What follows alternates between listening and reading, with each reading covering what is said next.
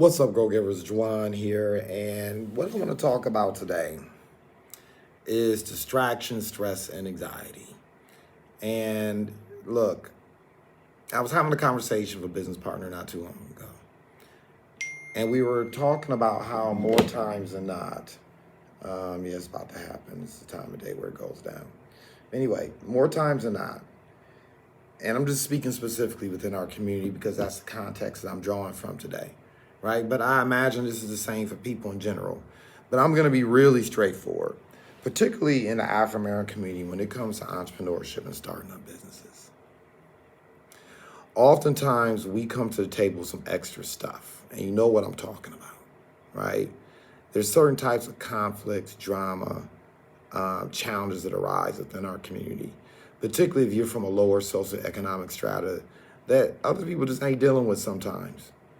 And I'm not about to go through this whole poo-poo crying and whining about these particular circumstances or conditions, because the bottom line is you got to deal with it anyway. So whining and crying about it doesn't matter. And sorry, nobody's coming to save you if you're an entrepreneur. You just got to get it in anyway.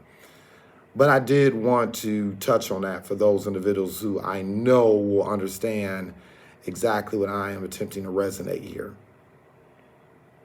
And so there are a couple things that I encourage all entrepreneurs to do if you're having challenges with stress, anxiety, and distractions. Once again, let me also say this, because we all deal with it.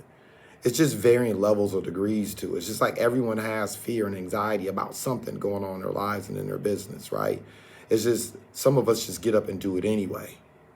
And 9 times out of 10, a lot of distractions, stress, and anxiety we're dealing with, and this is a huge clue, a lot of times it's just all in our heads. A lot of it is just in our heads. And we make more of it than we think we are. It's like being a public speaker. The one lesson I learned as a public speaker over the course of time is 9 times out of 10, people don't even know when you're sucking unless you tell them that you're sucking. Because 9 times out of 10, they haven't heard you speak before. They haven't heard the subject or content come from you before. So they don't know now you're doing a bad job or not.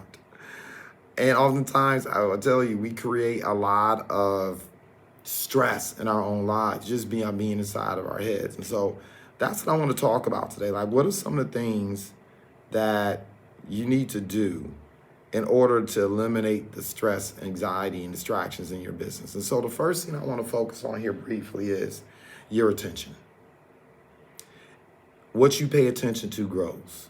Like, your attention is like the sun. Whatever you focus on is going to give it energy. And so often, people are focused on the negativity. You're focused on your haters. You're focused on your family members and friends that you thought would support you and they didn't come through. You're focused on all the reasons why you cannot or you will not be successful, as opposed to focusing on your goals, your dreams, and your ambitions, the things that give you energy. The bottom line is a human being, we have 60 to 80,000 thoughts on a daily basis. There are a whole bunch of reports on Google. You can Google and learn about this. 60 to 80,000 thoughts. We're hot-wired for negativity, and so most of those thoughts are negative.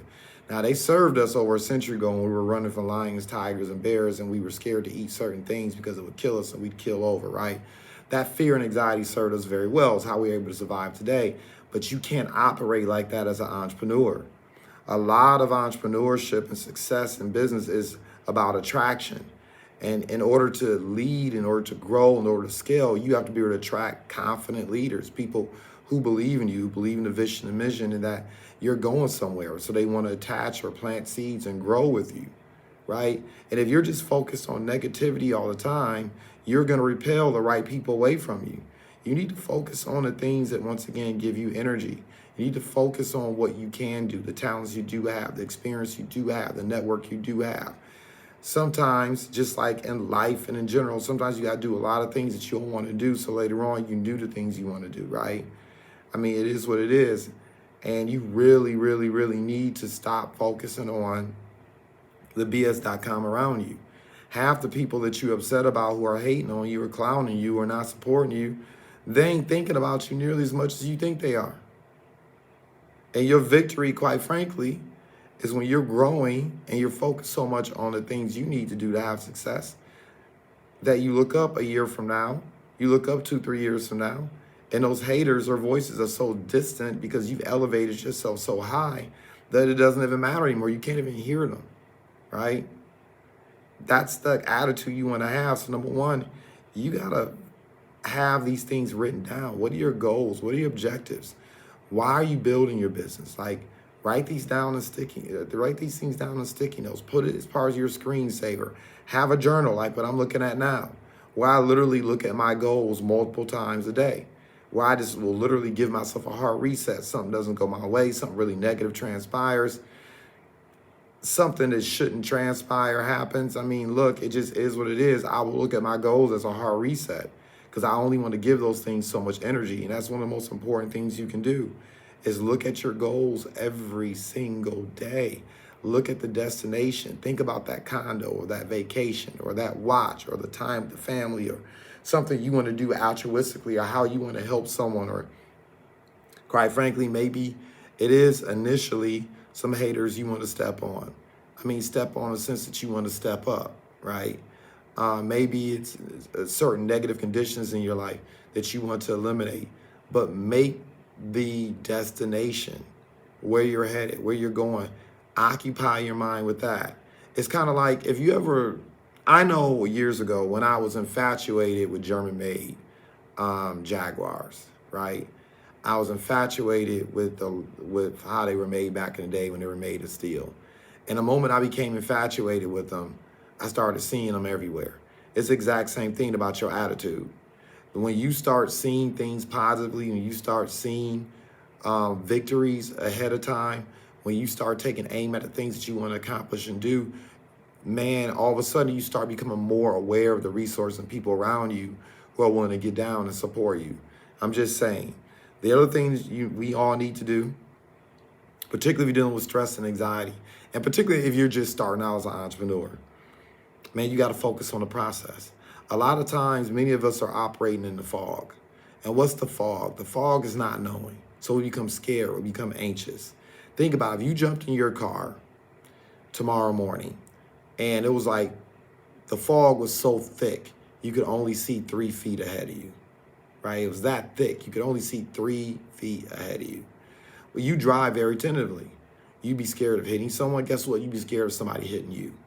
So your head would be on a swivel, right? And you really wouldn't be able to focus. You'd have so much anxiety. You'd be so fatigued after the drive because you were so stressed out the entire time. But that's part of the reason why you may not have the energy. That's part of the reason why you have so much anxiety in your business. You're operating in the fog, right? And I talked about this earlier when people try to take shortcuts, when people try to hustle up the money as opposed to build a business on solid principles, right? And one of the things you can do to get rid of the anxiety and the stress of what you should be doing next is create a process, right? Don't be afraid to take inventory of what other entrepreneurs are doing. So often I see this, man, it's crazy.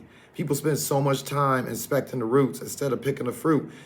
Sometimes if people are having more success with you and they have a track record over an extended period of time in a particular endeavor, or they've become very effective at a particular skill set, there's nothing wrong with studying what they're doing. And you'd be surprised how many people, if you came with them correct, not everybody now, but there are some people out there that will give you the sauce, so to speak. They'll tell you, okay, this is what I do on a daily basis to have success. Man, you gotta have an itinerary. Because when you have an itinerary, things become predictable. And when things become predictable, your money becomes predictable. And that also eliminates anxiety as well. For me, you know, in my business model, I tell people, look, 3 exposures a day. In other words, you should be inviting 3 new people to learn about what you're doing on a daily basis, particularly if you're one of those individuals who are part-time, spare time, you have a job, school, and you're building a business on the side. There should be no excuse. And look, I'm not myopic. It can be you picking the phone, it can be a text message, it can be social media, using campaigns, but you need to make sure 3 people are in agreement they're going to learn about your business. However, you need to make that happen. Give yourself that itinerary. And then as you get accustomed to inviting 3 people to learn about your business and getting that commitment, then you find a way to multiply that, whether that be taking on talent or more technology. But I mean, unless you're out here selling used toothpicks, stuff that's of no value whatsoever. If you're inviting 3 people a day, that's 60 people. Is assume a 5-day work week. That's 60 people a month. You invite 60 people a month to look at what it is that you're doing. I don't care if you're selling cars. I don't care if you're selling insurance. I don't care if you're selling real estate. I don't care if you're selling any type of product or service. Someone's going to bite out of 60, right? Let's say you're batting 30%. So out of 60 people you invite to learn about what it is you do, people lie. So that means, that means 18 people actually take a look, which means you follow up with them. Once again, utilizing whatever methodology you want to use. And 3 out of those individuals say, yeah, that makes sense. So let's say you averaging about 5 yeses, right? Because 30% of 18 is close to, it's between 5 and 6. Just go with the lower number, 5. So every time someone says yes to your product, service, you're earning 200, 2,000, 5,000, 10,000, 20,000, 50,000. The bottom line is stuff starts becoming really predictable, right? Because over the course of time, you improve your process. You improve how you approach people. You improve what tools you're using. You improve whatever methodology you're using for people to learn about what it is you're doing, and you extend the invitation. Once again, whether it's phone call, text message, email, social media, whatever the case may be, right? But just get in the habit. Give yourself that process so you can kind of measure, right, your success rate. So you can measure, okay, if I do this a certain number of times, I'm going to get this number of results. And once you get there, you can either improve the frequency by developing better skills, better, once again, knowledge, experience to anticipate people's objections, et cetera, or you can just turn up the numbers. That creates a predictability in your business, right? And that's another way to get over anxiety and distress and distractions as well, right? So you focus on the things that really matter, the RGAs, the revenue generating activities. As a general rule, I think every business has to account for this. Number one, the number of times people are learning about what it is you do, the number of times people actually have an opportunity to make an educated decision. So how is information being presented to them in the follow-up, or if they're looking at a video or going through some type of funnel, right?